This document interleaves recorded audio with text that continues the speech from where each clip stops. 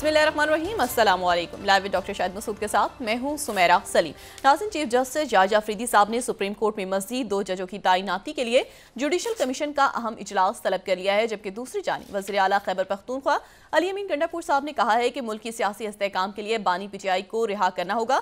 बानी की रिहाई के लिए मुल्क के बगैर मुल्क में सियासी इस्तेहकाम नहीं आएगा। इसके अलावा भी दीगर मौज़ूआत पर आज हम गुफ्तगू करेंगे। स्टूडियो में हमारे साथ मौजूद है डॉक्टर शाहिद मसूद। अस्सलाम वालेकुम डॉक्टर साहब। डॉक्टर साहब, वज़ीर आला खैबर पख्तूनख्वा अली अमीन गंडापुर साहब की जानिब से कहा गया है कि बानी पीटीआई को रिहा किए बगैर कोई भी डायलॉग आगे नहीं बढ़ सकते हैं। देखिए, वही बात वहीं पे है कि मुल्क का जो ये पॉलिटिकल टर्मोइल जो है, ये सियासी अदम इस्तेकाम वो ख़त्म नहीं हो रहा, और सियासी अदम इस्तेकाम ख़त्म नहीं हो रहा जिसकी वजह से सिक्योरिटी के मामलात पे, मईशत के मामलात, सोशल अनरेस्ट, वो सारे जो हैं वो अपनी जगह पे मौजूद हैं, क्योंकि पॉलिटिकल टर्मोइल ख़त्म नहीं हो रहा। और ये जो अरेंजमेंट ये गवर्नमेंट के जैसे है, उनके बाहमी भी मामलात मुनासिब नहीं है। काफ़ी लोगों से बात हो रही है तो वो जो है वो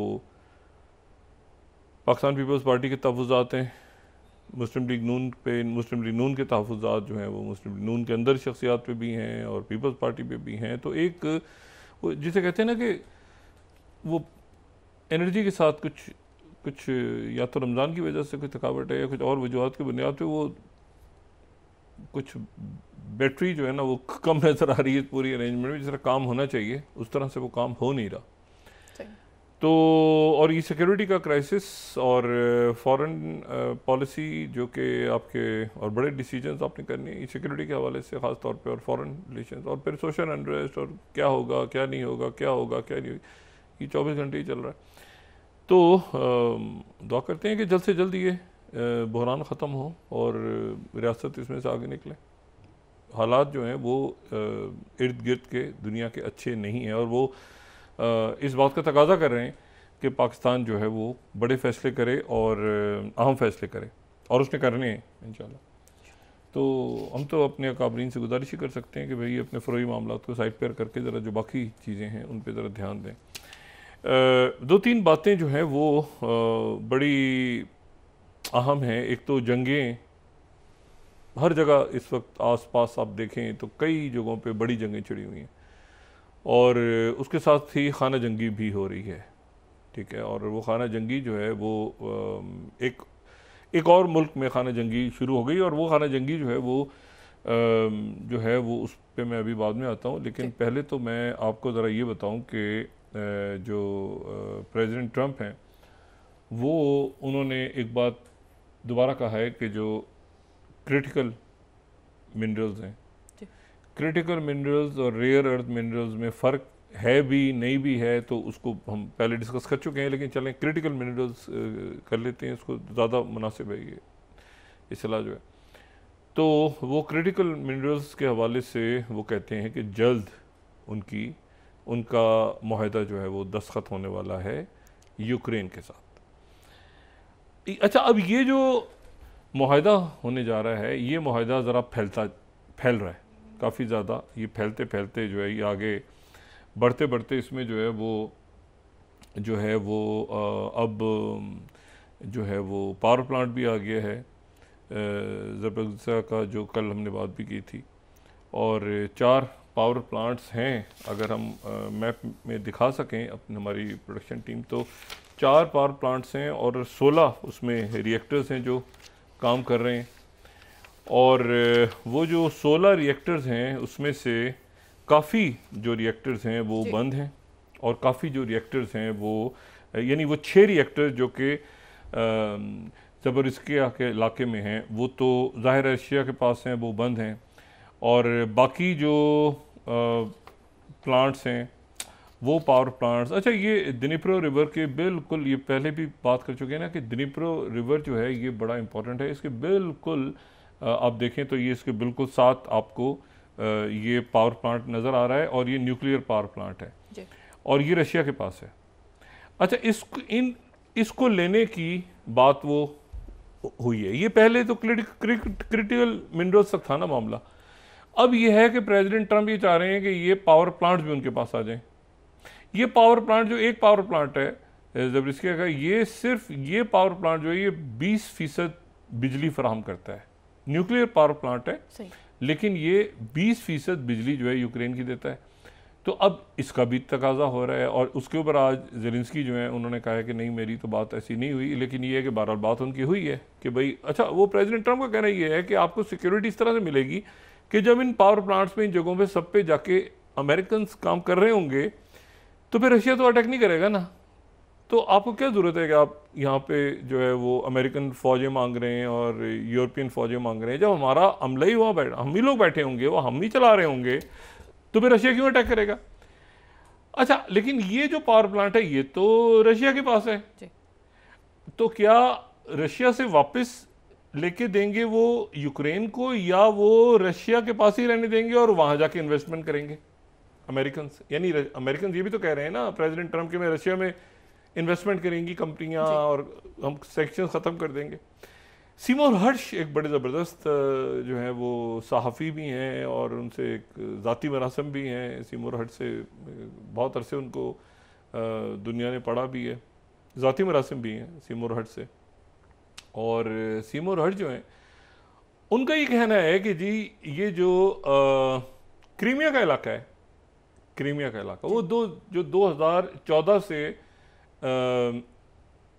रशिया के पास है, क्रीमिया ओब्लास्ट, वो कहते हैं सीमोर हर्श कि जनाब ये जो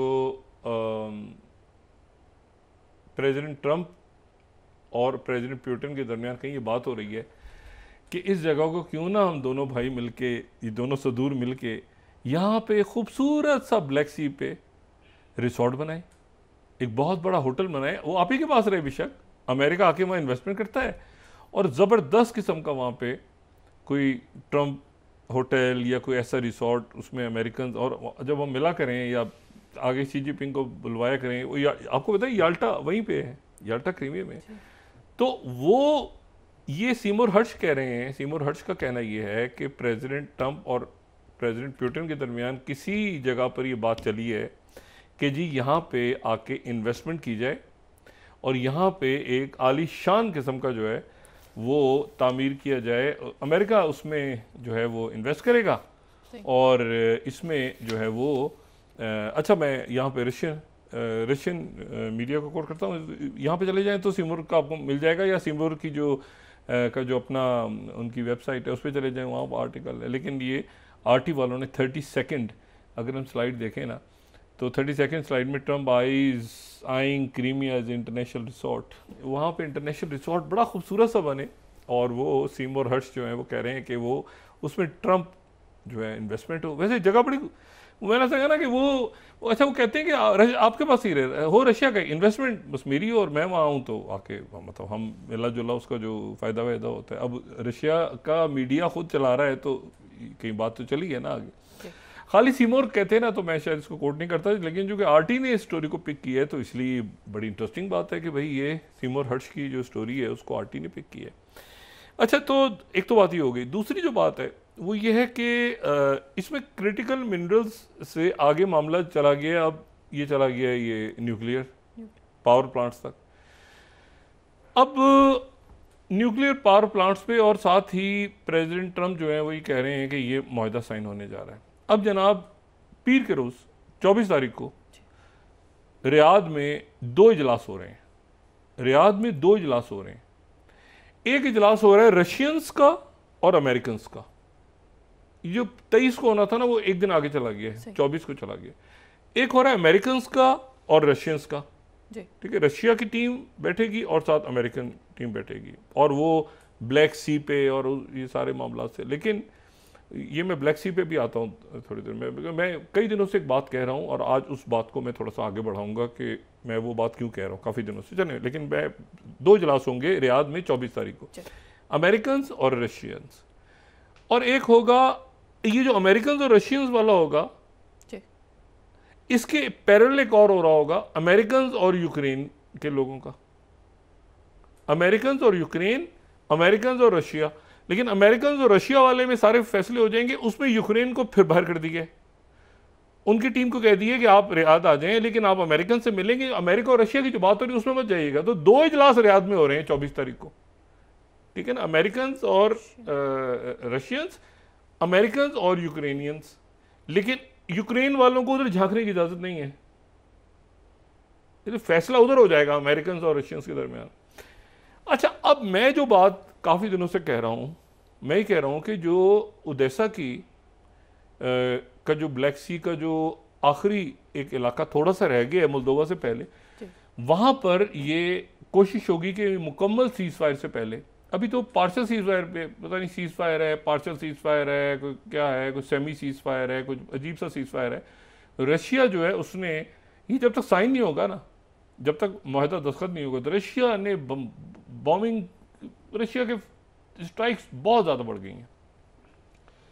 और आज जो स्ट्राइक्स रशिया की तेज़ी के साथ बढ़ गई हैं, ये मैं थर्ड स्लाइड यहाँ कोट कर रहा हूँ एसोसिएटेड प्रेस की, कि रशिया किस जगह पे स्ट्राइक्स कर रहा है।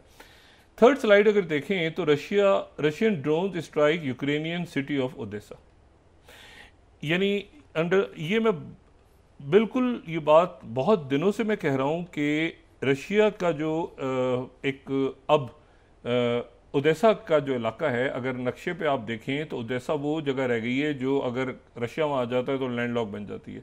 वो मैं रोज़ दिखाता हूँ कि थोड़ा सा हिस्सा जो कि मोल्दोवा और जो इस मैप में जो रेड एरिया है वो ओडेसा है।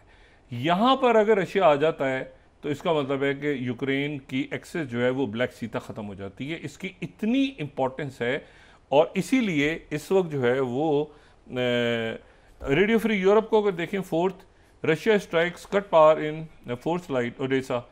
अच्छा, ये जिस वक्त ओडेसा पे हमला हुआ ना, तो वहाँ पर वो चेक रिपब्लिक के प्रेसिडेंट दौरा कर रहे थे, पेटर पावल। ये चेक रिपब्लिक जो है ये एक बड़ा ज़बरदस्त मुल्क है, ये लैंडलॉक कंट्री है चेक रिपब्लिक, और ये प्राग, और ये जो है ये चेकोस्लोवाकिया जब पीसफुली डिसॉल्व हुआ था, चेकोस्लोवाकिया पीसफुली जब 1992 में जब डिसॉल्व हुआ था चेकोस्लोवाकिया, तो उसके नतीजे में ये स्लोवाकिया और चेक रिपब्लिक दो शहर बन गए थे। तो अब जो है वो चेक रिपब्लिक के जो सदर हैं वो दौरा कर रहे थे ओडेसा का, तो ओडेसा के में वो अटैक कर दिया है उस वक्त, रशिया के मिसाइल गिरे, वो थोड़ा सा महफूज रहे बारह, लेकिन ये है कि वो ओडेसा जो है इस वक्त वो रशिया चाहेगा कि ओडेसा को ले ले, या नहीं भी लेता तो क्रिपल करते वहाँ पे काफ़ी जो भी उनका है। और अभी देखिए ना, 2-3 बातें रशिया की माननी है। एक तो ये कि एड, मिलिट्री एड उनकी बंद की जाए, ये सारा सिलसिला हो जाए, तो ये सारे मामला चल रहे हैं। अच्छा, यूरोप के अंदर जो है वो आपस में मुल्क इत्तेफाक नहीं कर रहे। एक तो वहाँ पर ये सोच पैदा हो रही है कि जी हम अपनी फ़ौज बनाएं और 5 से 10 साल के अंदर यूरोप एक अपनी फ़ौज खड़ी करे, अपनी फ़ौज यूरोप खुद खड़ी करे रशिया के और अमेरिका को साइड पे करके रशिया। लेकिन ये पता नहीं 5 या 10 साल में, एक लंबा प्लान है, वो क्या होता है क्या नहीं होता इस रीजन में, वो एक सोच रहे हैं कि 5-10 सालों में एक बनाएं यहाँ पे सारा। लेकिन अभी फौरी तौर पे तो वहाँ पे ये हुआ है कि ये बड़ा सख्त किस्म का इख्तिलाफ पैदा हुआ है। ये जो वहाँ पे कैजा कैलास हैं, वहाँ पे जो टॉप डिप्लोमेट हैं, उनका जो प्लान था कि $40 बिलियन इकट्ठे करेंगे यूरोप के लोग, तो कैजा क्लास जो हैं उनका वो प्लान यूरोप के अंदर फेल हो गया। कई मुल्कों ने कहा है कि हम तो पैसे इसमें नहीं डालेंगे, तो वो वहाँ पर काफ़ी एक प्रॉब्लम है। और ये अब जो EU न्यूज़ को मैं कोट कर रहा हूँ कि मेंबर स्टेट्स ब्रिंग कैलास, जो कैजा कैलास खातून बड़ी ज़बरदस्त हैं, टॉप डिप्लोमेट उनका जो प्लान था ये 26, ये 40 बिलियन से 5 बिलियन पे आ गया, मगर 5 बिलियन भी नहीं देंगे वहाँ के लोग, 5 बिलियन पे नहीं तैयार हो। कहाँ 40 बिलियन इकट्ठे करने थे उन्होंने रशिया से लड़ने के लिए। तो रॉयटर्स ये कह रहा है कि जी वो 25 के वो जो है वो बैकिंग करते रहेंगे लेकिन प्लेज नहीं करेंगे। मैं अखलाकी और सफारती बुनियाद पे वो यूक्रेन की हमारी जारी रखेंगे, लेकिन ये कि इससे ज़्यादा पैसा देने के गुम में नहीं है यूक्रेन को। अब मुझे बताएं कि ये पिछले कई दिनों में क्या हुआ है, फ़ौजें भेजेंगे, बूट्स ऑन ग्राउंड होगा, ये होगा वो होगा, न्यूक्लियर भेजो, ये भेजो, वो करते करते आखिर में वो अखलाकी और सफारती एक दूसरे से बात करेंगे ना, और कहाँ करनी है सफारती। तो वो यूरोप के मुल्क जो हैं अब इस बात पे हो रहे हैं कि अपने अपने मुल्कों को, जर्मनी ने जर्मनी को स्ट्रॉन्ग करना है। ये प्रेसिडेंट ट्रंप ने वैसे एक बड़ा अच्छा आइडिया दुनिया में दे दिया है कि मुल्क अपना अपना सोचें इस वक्त। वो मेक अमेरिका ग्रेट अगेन के साथ जो है ना, अब ये है कि भाई अमेरिका अपना सोचेगा, बाकी मुल्क अपना सोचें। यूरोप के साथ देखें ना, EU फौरन ही तितर बितर हो गए। पहले एक मुल्क हुआ, दूसरा मुल्क हुआ, तीसरा कह रहा है वो बफर बना दो, एक कह रहा है फौजें बना दो, एक तो अपना सारे सोचें। और उसमें यह है कि फ्रांस ज़बरदस्त मुल्क है, तो मेक फ्रांस ग्रेट अगेन। वहाँ पे वो तो वही जो राइट विंगर्स वहाँ पे पार्टियाँ इसीलिए स्ट्रॉन्ग हो रही हैं कि भाई आप दूसरे मुल्कों को छोड़ के अपने मुल्क को स्ट्रॉन्ग करें, अपनी इकॉनमीज़ को स्ट्रॉन्ग करें।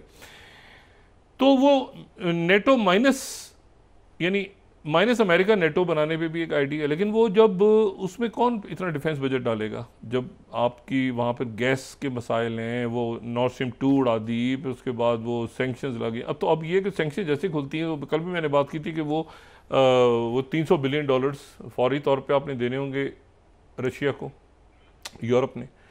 अच्छा, तो अब ये जो है ये वहाँ पर एक हिजानी कैफियत है इस वक्त, और ये हिजानी कैफियत जो है ये आगे बढ़ेगी। इसलिए बढ़ेगी क्योंकि ये यूरोप का जो मामला है, ये मामला ये एक नई पिक्चर को जन्म देगा कि क्या यूरोप बहैसियत यूरोप एक नया पावर सेंटर बन के उभरेगा, जो कि अमेरिका पे डिपेंड भी नहीं कर रहा होगा।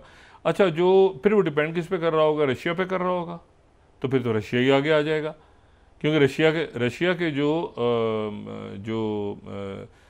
उनके आप समझें कि जो उनके टॉप स्पाई तो नहीं कहूँगा मैं, टॉप उनके जो डिफेंस को डील करते रहे हैं उनके इतने सालों से, और वो जो हैं सरजाई शोगो, तो वो तो नॉर्थ कोरिया में है, पेंगयोंग में है, और वहाँ पे उनकी मुलाकात जो है वो किम जोंग यून से होने जा रही है। अच्छा, और ये बड़ी डिटेल्ड मुलाकात उनकी, वो यानी रशिया के, अच्छा ये डिफेंस मिनिस्टर रहे हैं 2012 से लेके 2024 तक, ये रशिया के डिफेंस मिनिस्टर रहे हैं। अब ये उनकी जो सिक्योरिटी काउंसिल है, सबसे जो सीनियर मोस्ट, उसके ही सेक्रेटरी हैं। उससे पहले ये जो मिनिस्टर फॉर इमरजेंसी सर्विसेज थे रशिया के, पुतिन के इंतहाई करीब। ये नॉर्थ कोरिया में है सर, और नॉर्थ कोरिया में ये जो नॉर्थ कोरिया का जो चैनल स्टार्ट हुआ है रशिया के साथ, नॉर्थ कोरिया की फौज रशिया में मौजूद है, उसमें इनका बड़ा इंपॉर्टेंट रोल है। तो ये प्रेसिडेंट पुतिन के बहुत करीब हैं, और ये वहाँ पे नॉर्थ कोरिया के विजिट में कंप्लीट डिटेल्स नॉर्थ कोरिया से डिस्कस हो रही हैं, और ज़ाहिर है चाइना भी ऑन बोर्ड है। कुछ लोगों का ख्याल है कि चाइना इसमें ऑन बोर्ड नहीं है, चाइना मुकम्मल तौर पे ऑन बोर्ड है, और इसमें इस पूरे खेल में चाइना जो है वो बड़ा बेनिफिशियरी है, कि और रशिया भी बेनिफिशियरी, सब बेनिफिशियरी है, क्योंकि उन्होंने वहाँ पर एक साइड पर रोक दिया यूरोप को। वो जो वैक्यूम पैदा हो रहा है दरमियान में, जहाँ पे यूरोप के अंदर अब अगर अमेरिका तो उसको चाइना वो जगह लेता है यूरोप के अंदर, यानी ज़ाहिर है कि उनकी इकॉनमी, उनको दोबारा बिल्ड करना, उनको गैस, फिर बहुत सारे इश्यूज़ हैं, इलेक्ट्रिसिटी, ये यूरोप के अंदर काफ़ी यूक्रेन वॉर के दौरान और उससे पहले भी, ये जब यहाँ जंगें छिड़ी हैं वेस्ट एशिया में या मशरिक़ वस्ता में, तो उसका काफ़ी बर्डन यूरोप पे किया है। तो वहाँ पर चाइना एक अपना रोल प्ले करने का सोच रहा है, रशिया भी हो सकता है रोल प्ले करे, ट्रंप तो बिल्कुल ही उनसे नाराज़ होकर बैठ गए। अच्छा, एनीवे ये हो गया मामला। तो वो वहाँ पर अब यूक्रेन जो है वो इंतज़ार कर रहा है, यूक्रेन के लोग के अब ये कैसे ये साइन कैसे करना है, यानी ये जो मुआहदा साइन होगा, पहले तो क्रिटिकल जो है वो मिनरल्स तक था ना, अब इसमें प्लांट्स भी आ गए, न्यूक्लियर पावर प्लांट्स। अच्छा, इलॉन मस्क जो हैं वो उनके हवाले से सारा जो अमेरिकन मीडिया और वहाँ के मुबस्सिरीन और सारे लोग ये कह रहे हैं कि जी इलॉन मस्क जो हैं आज पेंटागन का दौरा करेंगे और उनको चाइना के साथ जो सीक्रेट वॉर्स अमेरिका ने करनी है मुस्तकबिल में, अमेरिका ने जो वॉर्स करनी है उसके सीक्रेट प्लान्स बताए जाएंगे इलॉन मस्क को। अच्छा, अब ये एक ऐसा इशू है, ये देखें, ये इशू अगर किसी एक मीडिया ने उठाया होता ना तो ये इतना सीरियस नहीं होता। पहले तो इसको ये आप देखें, Washington Post 13th, Elon Musk to visit Pentagon to discuss China and DOGE reforms. अच्छा, फिर उसके बाद वॉल स्ट्रीट जर्नल 14th, कि मस्क जो है वो वहाँ पे जाएंगे और टॉप सीक्रेट ब्रीफिंग होगी US war plans for China. फिर उसके बाद New York times, pentagon lashes out after report Musk would get secret briefing on China. अच्छा, वो मीडिया जो है वहाँ का, वो CNN भी और सारे, मैंने 3 कोट किए ना, वो कह रहे हैं, मुस्तकिल कह रहे हैं कि भाई वहाँ पर ब्रीफिंग होनी है, पेंटागन का दौरा होगा और फिर ब्रीफिंग होगी। लेकिन हैविंग सेड इट, इस पे प्रेसिडेंट ट्रंप जो है उन्होंने 2 बार इस पर ट्वीट किया, मतलब ट्वीट किया वो उनका जो सोशल ट्रूथ है उस पर, वो उन्होंने ट्रू सोशल पे उन्होंने तो पहले तो ये कहा कि the fake news is at it again, number 1 slide में दिखा रहा हूँ। वो कह रहे हैं this time failing New York time they said incorrectly that Elon Musk is going to Pentagon tomorrow to be briefed on any potential war with China. How ridiculous, China will not even be mention और discussed. लेकिन Elon Musk जो Pentagon जा रहे हैं तो फिर वो क्यों जा रहे हैं, ये एक सवाल है ना। हाउ ड्रेस, तो वहाँ के मीडिया लग गया पीछे कि ये तो चाइना की इनसाइडर्स ने बताया हमें, तो ये पहले इन्होंने किया। दूसरा प्रेसिडेंट ट्रंप ने फिर दोबारा किया, ये second slide, Elon Musk will be brief by Pentagon about USA top secret plans against China should be war according to failing New York Times, one of the worst and most purposely inaccurate newspapers anywhere in the world. उन्होंने बिल्कुल जो है ना New York times की उन्होंने तबीयत साफ करने की कोशिश की है, और वो कहते हैं कि ratings challenged fake news, CNN immediately picked, CNN भी शुरू हो गया। वो डिस्कशन ही यही हो रहा है ना कि चाइना के ऊपर ब्रीफिंग देने जा रहे हैं पेंटागन के अंदर इलॉन मस्क को। इलॉन मस्क की तो चाइना के साथ अच्छे ताल्लुकात हैं, तो चाइना को कल को इलॉन मस्क बताते तो ये जनाब Elon fake news is enemy of people, इसको नीचे देखें अगर आप। और उसके बाद जो है वो अच्छा बहुत सारे इन्होंने रिपोर्टर्स को भी खींच दिया बीच में। Fortunately, nobody is watching. Maggot Hagerman, the really dumb scammer, जो मेरे लिए जो है वो टाइम्स में लिखती यूनिंग एनोनिमस और ये sources, she lead the Russia hoax, और ये लंबा चौड़ा fake news is the enemy of people. अच्छा, and the Elon is not being briefed on anything China by the department of war. तो ये हो गया, तो इतना एक खौफनाक वहाँ में मामला। अच्छा, उसके बाद फिर सेक्रेटरी जो हैं, सेक्रेटरी वो भी आए। 3rd स्लाइड, उन्होंने कहा कि वी लुक फॉरवर्ड कि welcoming Elon Musk to Pentagon tomorrow, यानी आज वो आ रहे हैं पेंटागन में। लेकिन फेक न्यूज़ जो है कि top secret China war plans, ये तो गलत बात है बिल्कुल, सिर्फ एक इनोवेशन पे और स्मार्टर इस पे। और ये मैगी हैबरमैन जो है उन्होंने, चूँकि ये नीचे स्टोरी की हुई थी तो उसके ऊपर उन्होंने तो बहरहाल एक वहाँ फटा ही पड़ा हुआ है कि इलॉन मस्क जो है कि आप पेंटागन जा रहे हैं। अच्छा, वो महकमा तालीम तो ख़त्म कर दिया, अबॉलिश कर दिया उन्होंने आज, वो उस पर वक्त मिला तो बात कर लेंगे। लेकिन ये इलॉन मस्क का आज ये पेंटागन वाला मामला। अच्छा, तो अब ये है कि ये मामला सऊदी अरेबिया में ये डिस्कस होने जा रहा है। ये मीटिंग्स दोनों सऊदी अरेबिया में तय हैं। एक मुल्क ऐसा है जहाँ खाना जंगी के इम्कानात बढ़ते जा रहे हैं। और वो जो मुल्क है वो मैं आपको सिर्फ ये बताऊं, क्योंकि खाना जंगी ऑलमोस्ट वहाँ पे है, क्योंकि ये जो एक सूरत हाल है, ये इंतहाई गैर मामूली सूरत हाल है कि जो इनके सरबराह हैं शिन बेत के, अब जो शिन बेत के सरबराह हैं उनको कानूनी तौर पे हटा नहीं सकता वज़ीर आज़म, यानी नेतन्याहू उनको हटा नहीं सकता। तो नेतन्याहू ने वो जो अपने शिन बेत के सरबराह को आज जो है वो रोनन बार को ओहदे से हटा दिया। कई दिनों से बात चल रही है कि रोनन बार को ओहदे से हटा दिया। अच्छा, ओहदे से हटा दिया। रोनन बार ने इससे पहले एक लंबा चौड़ा ख़त लिख के वो चार्जशीट किया। अच्छा, हटाया इस बात पे कि वो कतर गेट और कतर से पैसे लेते थे, इल्ज़ाम लगाए। रोनन बार ने लंबा चौड़ा ख़त लिख दिया और ख़त लिखा और उसमें कहा कि भाई ये तो ज़ाती शिन बेत को अपने लिए नेतन्याहू इस्तेमाल करना चाह रहा है, और नेतन्याहू इस्तेमाल करना चाह रहा है और ये जो है ये छुपाना चाह रहा है। और शिन बेत के अंदर बड़े अच्छे लोग हैं, शिन बेत जो है बड़ी ज़बरदस्त है। शिन बेत वो जो कि इंटरनल उनको मैनेज करती है, उनकी सिक्योरिटी को।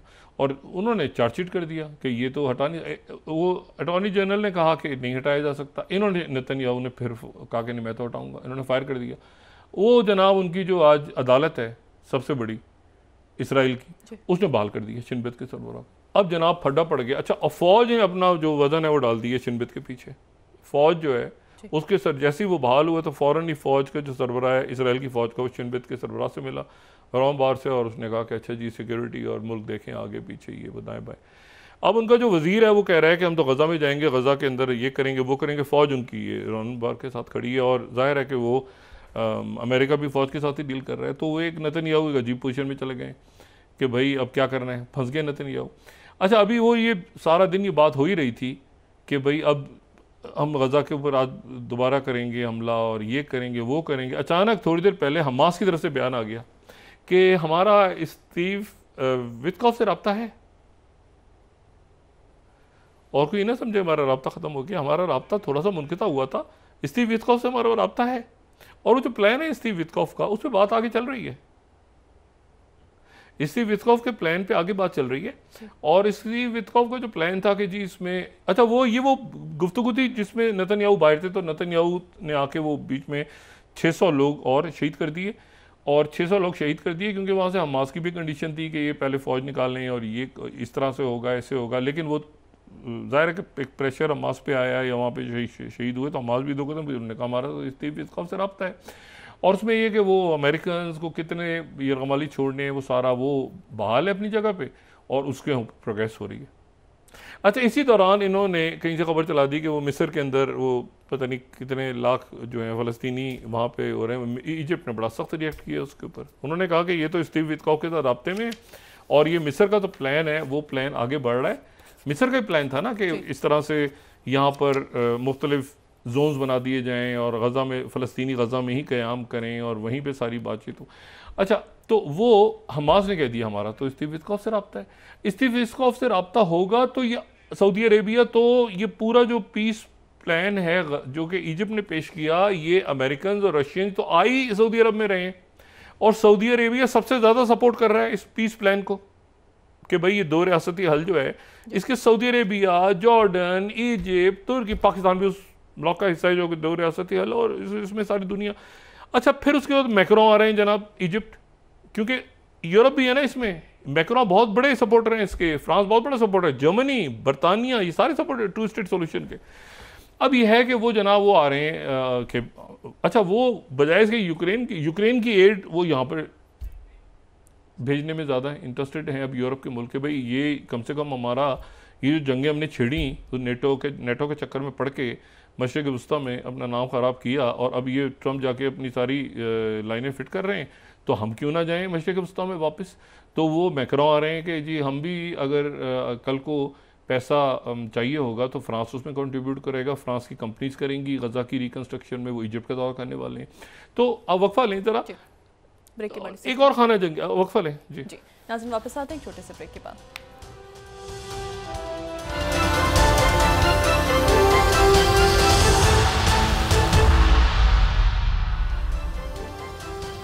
वेलकम बैक नाज़रीन। डॉक्टर साहब, वफाकी काबीना ने वज़रा और वज़राए मुमलिकत की जो तनख्वाहों में इजाफे की समरी थी उसको मंजूर कर लिया है। ये नहीं चल रहा जी अरेंजमेंट। अब ये कैसे आपस में मामलात को हल करेंगे, कैसे मुल्क आगे चलाएंगे, ये इनको खुद बैठ के फैसला करना है। मैं तो बहुत पहले ये बात कह चुका हूँ कि ये सिस्टम नहीं चल रहा, ये सिस्टम जा रहा है, चला जाएगा, ये खुद ब खुद जाएगा, कैसे जाएगा। लेकिन ये बिल्कुल मुल्क जैसे कहते हैं ना, वो बिल्कुल एक जगह पे रियासत रुक गई है, जैसे एक जगह पे ना रुकने जो मुराद ये कि इवेंट्स हो रहे हैं, फैसला साजी जो है ना कि इससे पूछें क्या करें, वो मान गया, वो नहीं मान रहा, मतलब एक अजीब बीच में। और असल मामला इसमें सारा करप्शन का है कि मैसिव करप्शन है, मैसिव मेगा करप्शन, लेकिन उस पर इस वक्त बात नहीं हो रही। आने वाले दिनों में होगी, आने वाले अरसे में होगी। और अकाउंटेबिलिटी के बगैर तो मुल्क आगे चल नहीं सकता ना, जब तक एक अकाउंटेबिलिटी ना हो। अच्छा, दूसरी जो खाना जंगी है ना, एक तो ये कि इसराइल में खाना जंगी शुरू हो गई है। ये इसराइल में प्रॉपर खाना जंगी है कि शिन बेत के सरबराह को हटाया, उसको बहाल हो गया, और वो नेतन्याहू कुछ कह रहा है, वो कुछ कह रहे हैं, उधर से वो सारा इसमें जो वॉर क्राइम्स अल्टीमेटली जो सारा का सारा चार्जशीट होगा वो नेतन्याहू का, वही सूरत हाल बनेगी जो कि वहाँ पे ज़ेलेंस्की की बनने जा रही है। ये और ये आपको नज़र आएगा। उसकी वजह ये है कि कभी भी प्रेसिडेंट ट्रंप पूरी दुनिया से इस वक्त झगड़ा नहीं मोलेंगे, ख़ास तौर पे अरब ममालिक से, जहाँ से वहाँ इन्वेस्टमेंट्स जा रही हैं, जहाँ से वहाँ पे बहुत ज़्यादा जो है वो उनके ताल्लुकात बेहतर हैं, जो अरब ममालिक बहुत बड़ा रोल प्ले कर रहे हैं, मुसलमान ममालिक, अरब ममालिक वो रोल प्ले कर रहे हैं उनकी। अगर वो ये एक जो उनका एयरक्राफ्ट कैरियर के तौर पे, वो तो खुद एयरक्राफ्ट कैरियर कहते थे ना, खुद अमेरिकन कहते थे कि इसराइल ये हमारा एयरक्राफ्ट कैरियर है। तो वो जहाज़ उतरने की जगह इससे ज़्यादा तो अमेरिकन के लिए कोई वहाँ पे इंटरेस्ट नहीं था। तो बात ये सारी कि उसके चक्कर में अगर वो पूरी दुनिया से और फ़लस्तीनियों का जो कत्लेआम हो रहा है उसको सपोर्ट करेंगे तो फिर वो मसला उनके लिए बहुत शिद्दत से ख़राब हो जाएगा। तो हमास ने भी कहा कुछ देर पहले कि हमारा स्टीव विटकॉफ से रब्ता है, और वो जो प्लान था स्टीव विटकॉफ का जिसमें वो जो एलन अलेक्जेंडर और बाकी जो अमेरिकन को पहले रिलीज़ करना और बाकी सारा, उस पर हमारी बातचीत हो रही है और वो बातचीत आगे बढ़ रही है।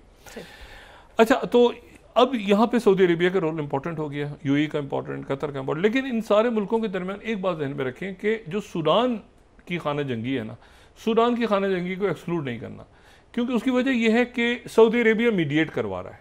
सऊदी अरेबिया पहले पहले उमर बशर गए ना, उमर बशर की तो छुट्टी हो गई 2019 में, उसके बाद फ़ौज आ गई। फ़ौज के अंदर वो हमेती, दगलू हमेती और अब्दुल फतह बुरहान, उनका झगड़ा हो गया। तो जो उनकी जो रैपिड फोर्स है, यानी जो पैरामिलिट्री फोर्स है, यानी जो हमेती वाली फोर्स है, उसने कब्जा कर लिया सदारती महल पे खरतूम में। और सदारती महल बड़ा इंपॉर्टेंट है सिम्बॉलिकली, वैसे तो ये ऑटोमन्स के दौर का बना हुआ है, लेकिन ये उमर बशर रहते थे, कब्जा खरतूम पे हो गया। 2 सालों की खाना जंगी के बाद आज जो अब्दुल फतह बुरहान है, उन्होंने वापस सूडान के दारुल हुकूमत खरतूम के सदारती महल पे कब्जा किया और शहर में से रैपिड जो फोर्स थी हमेती वाली उसको निकाल दिए। ये खबर इसलिए इम्पॉर्टेंट है कि यहाँ पर मुख्तलिफ मुल्क जो हैं, जो हमारे बरादर मुल्क ही हैं सारे, उन्होंने मुख्तलिफ पोजीशन ली हुई हैं। एक पोजीशन, किसी की पोजीशन जो है वो है हमीती के साथ, तो किसी की पोजीशन है वो वहाँ पे जो है वो अब्दुल फतह बुरहान के साथ, जिसका असर जो है वो पड़ रहा है रेड सी के उस तरफ मौजूद जो या उस तरफ आप देखें तो गज़ा, इजिप्ट, ये सारा पूरे इलाका मैप पे। तो ये जो है ये आज इसको मैं अरब न्यूज़ को ही कोट कर रहा हूँ, 15 सूडान आर्मी से it has control of presidential palace in Khartoum. ये बज़ाहिर आपको एक खबर नज़र आ रही है, लेकिन इसके पीछे बहुत कुछ है। मैंने कहा ना इस वक्त हम उसको डिस्कस नहीं करे जा रहे, लेकिन ये है कि ये पैरामिलिट्री फोर्स को जो निकाल दी है ना, यानी अब्दुल फतह बुरहान आ गए। अब्दुल फतह बुरहान के आने का मतलब ये हुआ कि यानी आप समझ लेंगे सऊदी अरेबिया, आप समझ लेंगे सऊदी अरेबिया की पोजीशन इसमें मजबूत हुई है। उसकी वजह ये कि सऊदी अरेबिया एक तो सुलह भी करवा रहा था और फतह बुरहान, और साथ ही मिस्र की पोजीशन भी स्ट्रांग हुई है।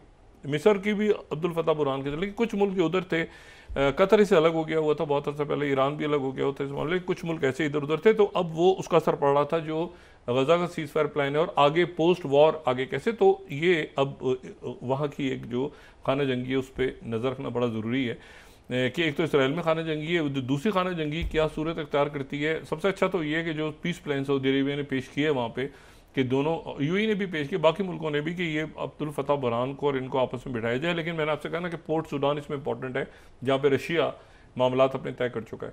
तो वहाँ पर बाकी एंटी रशिया फोर्सेस को कोई जगह, एक तो एंटी रशिया फोर्सेस हैं भी नहीं, अमेरिका की दोस्ती होगी तो एंटी रशिया फोर्सेस कौन सी हैं, तो चाइना भी मौजूद है, तो एंटी चाइना फोर्सेस भी कोई नहीं। तो ये सारा जो है ना, इसको रशिया और चाइना जो है इस पूरे के पूरे जो अफ्रीका ग्लोबल साउथ का बहुत इंपॉर्टेंट हिस्सा, उसको वहाँ पे जो रशिया कहेगा, चाइना कहेगा, सऊदी अरेबिया कहेगा, ये मुल्क कहेंगे, वो सारा होगा, क्योंकि अमेरिकन यहाँ से आउट हो गए हैं। और फ्रांस भी मौजूद था, आपको पता है, वो पूरे साहिल के इलाकों से उनकी ग्रेजुअली वो निकल गए थे वहाँ से, जब वहाँ पे मुख्तलिफ कूज हुई थी।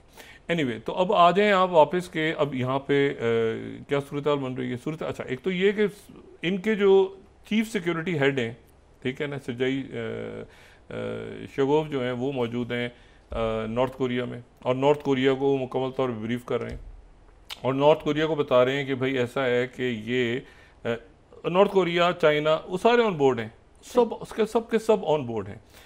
और ये यूरोप जो है, अब इसकी यूरोप की रीबिल्डिंग कैसे होगी, यूरोप की क्या फ़ौज बनेगी, क्या यूरोप रशिया के साथ ताल्लुकात अपने ठीक कर लेगा, क्या वो G8 दोबारा ले आएगा, या वो जंग छिड़ी रहेगी और ताल्लुकात ठीक रखेगा। तो फिर रशिया का स्फीयर ऑफ इन्फ्लुएंस, तो फिर तो चाइना से आप पूरे यूरेशिया चला गया ना भाई, यूरेशिया है ना पूरा, एक ही तो लैंड मास है पूरा। और वही वाली बात, मतलब वही मैकलिंडर वाली बात कि जो भी ईस्टर्न यूरोप पे रूल करेगा वो हार्टलैंड पे करेगा, और वो उसके बाद वर्ल्ड आइलैंड पे करेगा। तो बात ये सारी कि वो ये तो उसकी थ्योरी हो गई। तो ईस्टर्न यूरोप इसलिए इंपॉर्टेंट रहा हमेशा, और ये उनके जो फिलोसफर्स हैं या जो उनके जो वॉर गेमिंग करते हैं उनके जहन में हमेशा वो मैकेंजर की थ्योरी आती है कि भाई ईस्टर्न यूरोप की बड़ी इंपॉर्टेंस है। ईस्टर्न यूरोप तो सारा अगर ये पीस डील हो गई, और अभी से ऑलरेडी वहाँ के बेल्टिक स्टेट्स, ये देखिए ना, रशिया जो है प्रेसिडेंट पुतिन बेल्टिक स्टेट्स और बाल्कन स्टेट्स इनके साथ ताल्लुकात सही रखेंगे। यहाँ ज़रूरी नहीं कि न्यूक्लियर वेपन्स लाके बसाए जाएं रोमानिया में और इधर उधर। एक आइडिया फ्लोट कर रहे हैं वहाँ पर कि जी न्यूक्लियर वेपन्स को यूरोप को डेवलप करे और इन मुल्कों में लेकर आए, लेकिन ये मुल्क सारे वेलफेयर स्टेट्स हैं, ये मुल्क बड़े ज़बरदस्त मुल्क हैं। यहाँ पर इनको मेरा नहीं ख्याल कि इन मुल्कों में जो है वो इस वक्त ऐसी पोजीशन है कि वो सारे के सारे अपने ख़त्म करके और जंगों में छिड़ जाएं। आप देखें ना यूक्रेन का क्या हशर हुआ है, इतना खूबसूरत मुल्क था यूक्रेन, लेकिन बस वो ज़ेलेंस्की का नाम मुझे नहीं पता कैसे लिखा जाएगा। वो ज़ेलेंस्की कह रहा है नहीं मैंने अभी मुआहदा साइन करेगा, ज़ेलेंस्की मुआहदा साइन करेगा ना। मुआहदा देखें यूरोप पिछड़ गया, यूरोप तो एड नहीं दे रहा, यूरोप बूट्स ऑन ग्राउंड भी नहीं भेज रहा।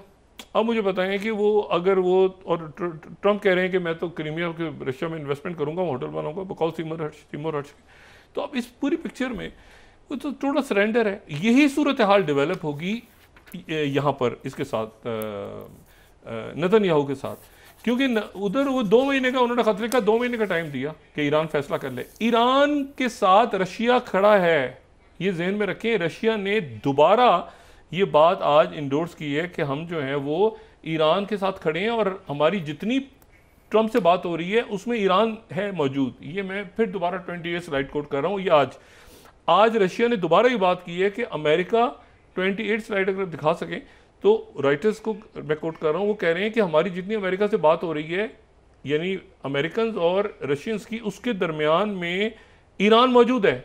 ईरान के ऊपर टॉक्स हो रही है, ईरान के ऊपर है, और ये वो ईरान है जो अभी रशिया और चाइना और ईरान मिल, Saudi Arabia, Qatar, Egypt, Turkey, वहाँ पे एक क्राइसिस खड़ा हुआ है उनके मेयर की वजह से, वो रिजॉल्व हो जाएगा। ये सारे मुल्क अपनी पोजीशनिंग पूरे रीजन, और यूरोप के सारे मुल्क अपने अब देख रहे हैं ना कि भाई हम खुद अपने, और बड़ा टैलेंट है, बड़ा ज़बरदस्त यूरोप के मुल्क हैं, वो सारे खड़े हो रहे हैं। ये जो है इस पूरी सूरत हाल में यहाँ पर हम किन चक्रों में उलझे हुए हैं इस वक्त, और किस तरह से हम ये बड़े जो डिसीजन दुनिया में लिए जा रहे हैं उनसे हट के हम ये किन चीज़ों में, पेटी इशूज़ में पड़ गए हैं। मैं कम से कम समझने से कासिर हूँ, और बस हम दुआई कर सकते हैं कि जल्दी हम इससे अपने ये फ़रोई मामला से आगे निकल के, और जो कुछ दुनिया में हो रहा है उस पर ज़रा नज़र डालें और देखें कि किस तरह से नक्शे दुनिया के तब्दील हो रहे हैं। जी बहुत शुक्रिया डॉक्टर साहब। नाज़रीन, इसके साथ ही आज का प्रोग्राम अपने इख्तिताम को पहुंचा। मुझे सुमेरा सलीम को इजाज़त दीजिए। अल्लाह निगहबान। जी डॉक्टर साहब, अपना दोस्तों रिश्तेदारों गिरदोनवाह के लोगों का सब ख्याल रखिएगा। अल्लाह हाफ़िज़।